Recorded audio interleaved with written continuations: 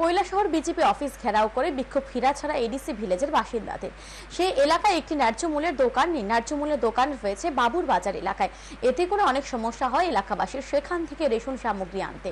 জানুয়ারি মাসের 29 তারিখ হীরাছড়া চা বাগান এলাকার লোকজন কৈলাসহরের মহকুমা শাসকের কাছে একটি লিখিতভাবে দাবি জানিয়েছিলেন হীরাছড়া চা বাগান এলাকায় একটি ন্যায্য মূল্যের দোকান দেওয়ার। শ্রীনাথপুর এলাকার বাসিন্দা মোহাম্মদ মোস্তফা মিয়ার বাড়িতে যাতে রেশন না দেওয়া হয় সেই দাবিও জানান তারা। এলাকাবাসীর দাবি, হীরাছড়া চা বাগান এলাকায় অনেক শিক্ষিত বেকার যুবক যুবতী রয়েছে, তাই হীরাছড়া চা বাগান এলাকার যে কোনো কাউকে সেই ন্যায্য মূল্যের দোকানটি দেওয়া হোক। এরই মধ্যে শুক্রবার মোস্তফা মিয়ার বাড়িতে রেশনের চাল দেওয়া হয় তা জানতে পেরে শনিবার কৈলাসহর বিজেপি কার্যালয় ঘেরাও করে বিক্ষোভ প্রদর্শন করেন লোকজন। ঘটনার খবর পেয়ে ছুটে যায় কৈলাসহর থানার বিশাল পুলিশ ও টিএসআর বাহিনী। পরে মণ্ডল সভাপতির আশ্বাসে বিক্ষোভ ওঠে।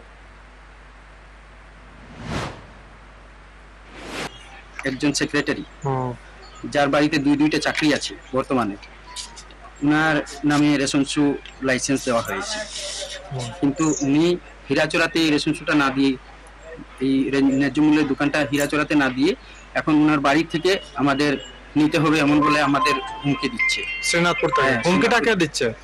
মোস্তফা, মোহাম্মদ মোস্তফা মিয়া, কাছি মালিক ছেলে।